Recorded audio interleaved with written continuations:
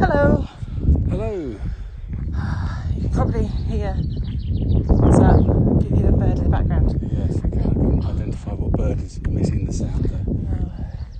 It's a gorgeous, beautiful late March, morning. Saturday morning, Yep. and here we are. And we're going to talk about, what do we decide we're going to talk about today? Well, you said you were just going to ask me some questions about either challenges or interaction. Yeah, let's go for virtual interaction. sessions. Let's go for interaction. We'll do challenges another day.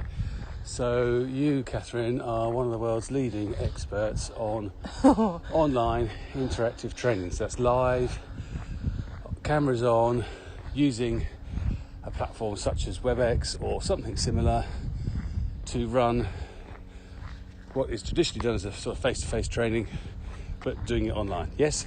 Yep. And well, so, thank you, by the way. That's very kind of you. well, I'm backing you. So let's ask you some questions. So you've got people online. How many people do you have in a typical session? 8 to 10 typically. Okay. Maybe 12. And talk to me about some of the challenges of creating interaction, because I imagine for some trainers they would think that people would be doing their emails and this, that and the other whilst they're on the session because they're in a different part of the country or a different country altogether, so you can't see them, or can you see them? It depends. It Right. depends. Sometimes we go cameras on, sometimes not. It depends on the client, the platform, internet, bandwidth, all that sort of stuff. Okay. But you said one of the challenges, Cindy Huggett, who is in the States, is a real guru when it comes to virtual training. She produces a report every year on the state of virtual training. And in her research that she just published a couple of weeks ago, the biggest challenge that people who are involved in virtual training found, just above technology, was learner readiness. Readiness? So that's a real challenge, is participants log in to a virtual training session expecting something different often. So they expect a webinar. Right. Or maybe an interactive webinar, so they expect to be doing maybe a bit of a chat online, but they don't realise often how involving it is. So their mindset is, yeah, great, I'm going to rock up for 90 minutes, 2 hours, Cup of tea, catch up on a few emails, and I'll sort of listen in and I might get a few ideas. That's not all the time, of course, but I'm sort of stereotyping how a lot of participants' mindset is when they Great, okay. rock up for their first one. Talk to me about, let's go from the start. That's a good place to start from. So from the start, from when people are dialing in, how do you go about creating interaction? Give us some tips and some ideas.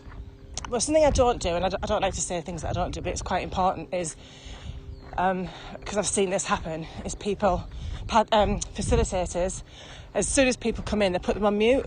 Oh, right. Or so, can you just mute yourself? And I know why they're doing it. They're trying to minimise background noise. That's fine for a webinar, but you're just sending a message instantly to say, I'm cutting you off. I'm cutting you off, yeah. So the first thing I would do, as soon as somebody logs in and dials in, is speak to them, say hello, just like you would at a face-to-face session. If somebody walks in the room, you speak to them.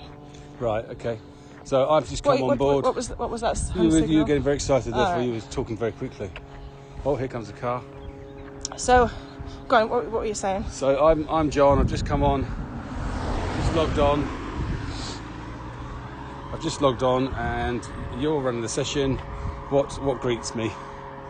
Well, hopefully my smiley face, or one of our coaches' smiley faces on camera. Okay. Saying, hi, how are you? Where are you today? Something else as well is, if you've got international groups, even being careful to say hello rather than good morning or good afternoon, because it might not be morning or afternoon for them. Right, so you've got time differences. So that's exclusive. Yes. And we don't like that. We don't. So we all logged in, and then you start a session. Presumably you introduce the context. Yeah. How do you go about, give us some of the tips that you go about to really create interaction and keep people locked into your learning session? Well, one of the golden rules is getting them to do something every few minutes, whether it's using an emoji, putting a message in the chat box, physical conversation, pointing at something on the screen, so people are involved. Because with any training, you're fighting for people's attention, even more so in a virtual environment. So keeping them doing things regularly is really important. And as part of that, keeping the slides moving as well. So I would create way more slides and builds and movement in a virtual slide deck than in a face-to-face slide deck. Because that's quite interesting, because neither of us are heavy on slides in a face-to-face environment, are we? No. So we've always had a sort of rule, that not a rule, but a guidance that you don't use a slide unless you've got something to show. Yeah. That supports what you're doing as the trainer. But you're saying that's different in a virtual environment. Yeah, you want to keep the visuals moving. Not so it's busy or, flashy, just that the stuff's happening for the eye. So people stay stimulated, they stay with you, they're on a journey. Yeah. Right, okay. Yeah. So something else is about creating conversation, and we could do a whole walkie-talkie on just that point. Another car coming, just going to move off to the side. Just let the car go. Thank you.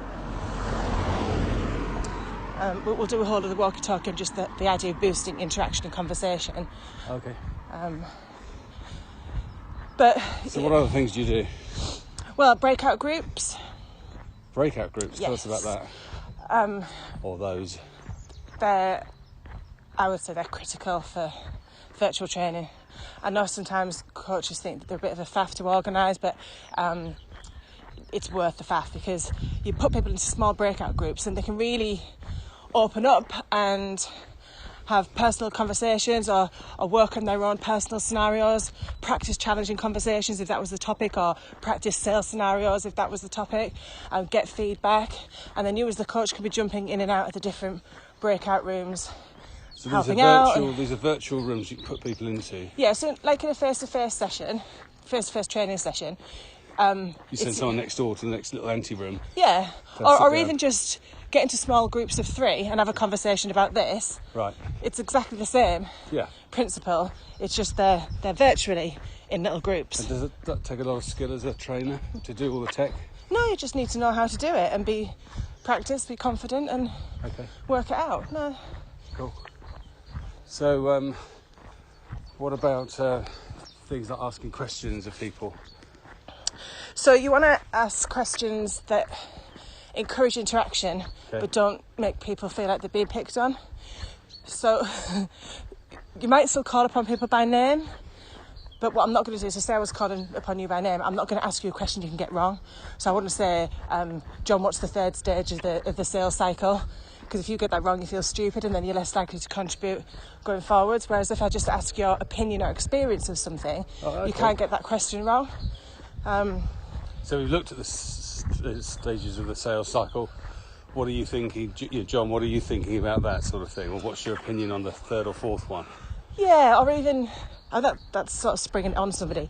I might even say, everyone have a think about what your experience is of step 3.